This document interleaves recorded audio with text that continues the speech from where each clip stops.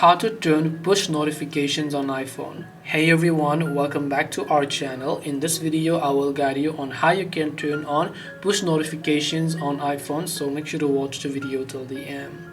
To turn on push notifications on your iPhone, you can simply go ahead and then basically launch the settings app.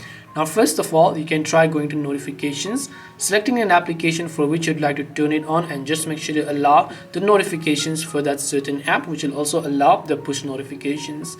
You can also see an option called announce notifications, where the notifications is going to be announced by Siri. So you can turn on announce notifications whenever you're connected to a headphone, or even when you're not connected to a headphone, you can simply choose to announce it if you'd like. And this way you can turn on push notifications or simple notifications on iPhone. Hope this video was helpful. If you have got any questions, feel free to leave them down below. Thank you for watching till the end, and see you soon in the next video.